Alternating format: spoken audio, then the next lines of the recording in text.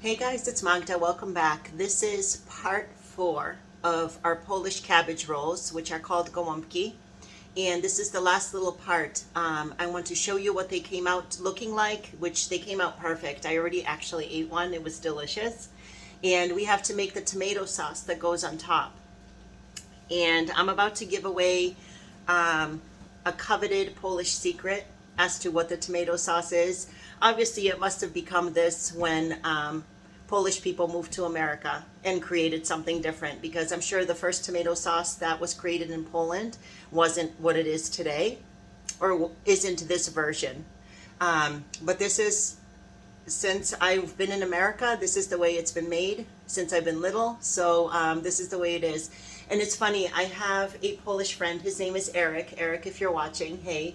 And I said, there's one test that will prove that you're Polish. You tell me, how do you make the tomato sauce for your gołąbki? And he said exactly this. And I said, oh my goodness, I don't even believe. I was like beside myself. I don't even believe that you know this.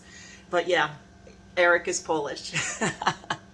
All right, guys, so let me set up a little bit. I'll be right back, and I'm going to show you everything. I'm so excited. They came out so nice, and they're delicious. So this is the pot that only had 6 in them. There's currently 5 inside because one is in my belly.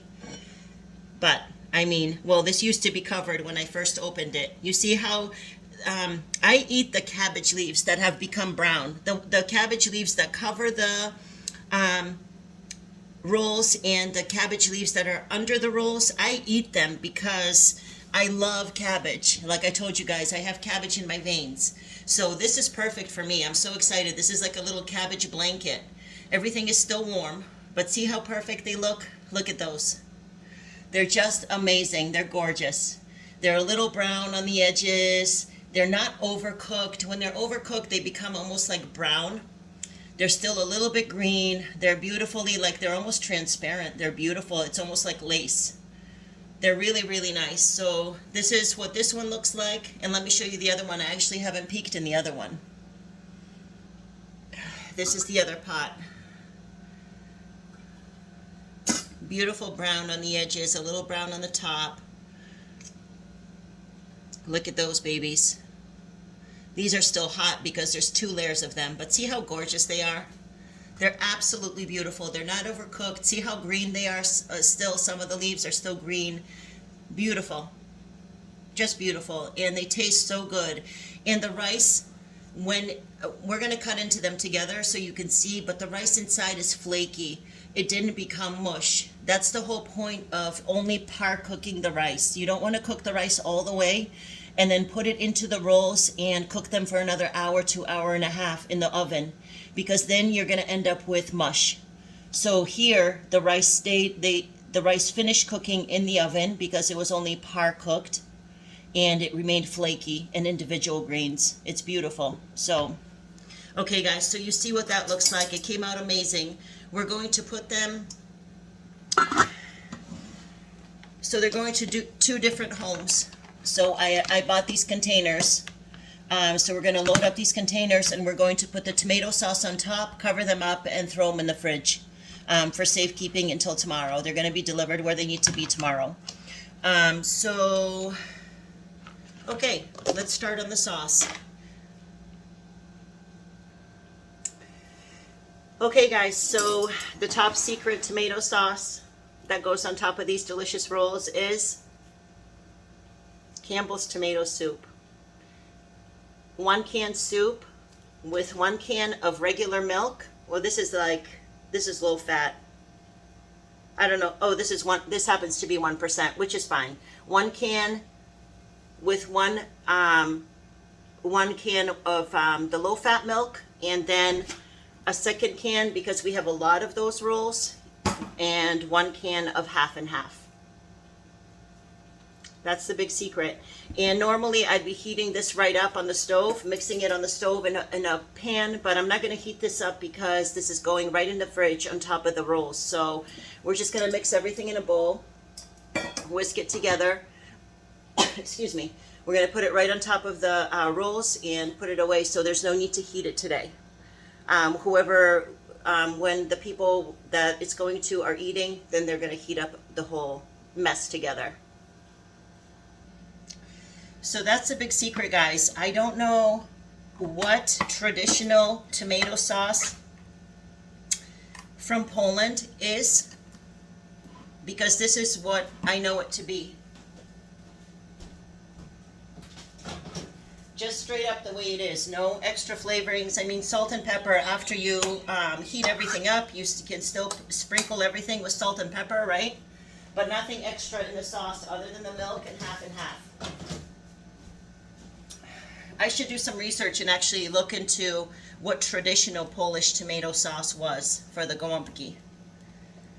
But I don't know how it became this. I'm sure that when people from Poland moved here, they found this to be very convenient. I hope you guys can see. So 2 cans of the condensed tomato soup.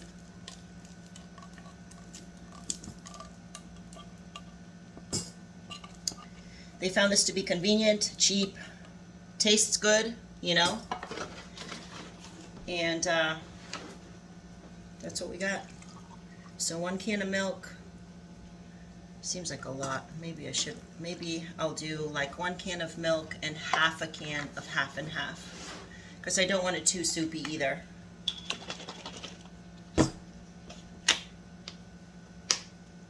And then I'll whisk it together. I'll try half a can first.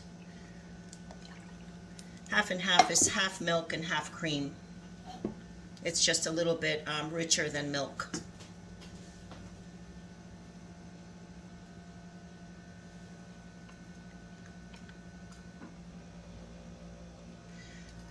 Like I said, normally I would be making this on the stove, but there's no need for that right now.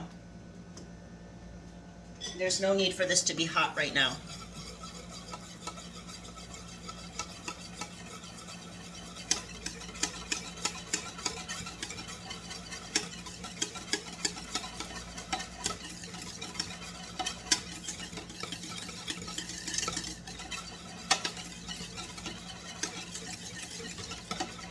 Yeah, I'm glad I didn't put the whole can of half and half. I wish I had put just half a can of milk and half a can of half and half, but that's okay. This will be fine.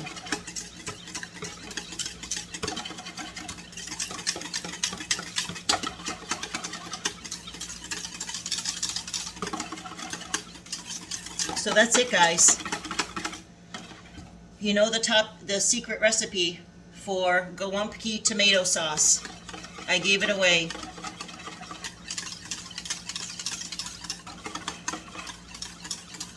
So let me show you what it looks like all together. Okay, guys, so not that I have dirty hands, I clean my hands probably more than the average person, being a nurse, but this is going to people's homes, so I'm going to use rubber gloves that I use for my meat handling. This first batch is going to a home of 3 people, so 2 adults and a child, so I'm going to give them 5 nice sized Golombki. Wow, these are still really hot. Careful, careful, careful. Stay together, kid. These are still really, really warm, actually. I can't even put them in the fridge yet.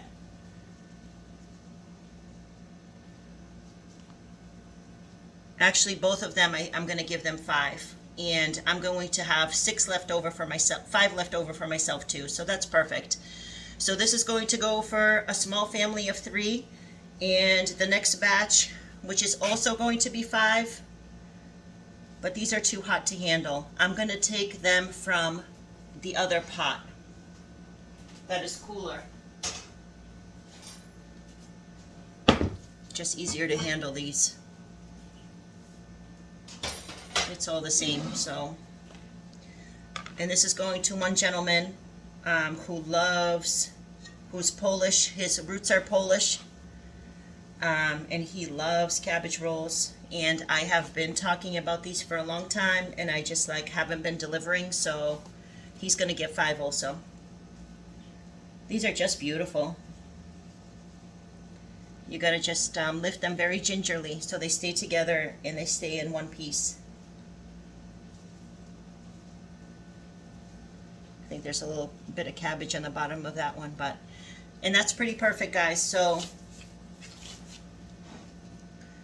this cabbage left over in here is not trash. Like I told you, I'm gonna eat this. There's no reason to throw that out. Cabbage is like so healthy for you. So those are my containers for my two friends, my family of friends, and my gentleman friend that's been waiting for these for a long time. And this is just the tomato sauce that goes on top.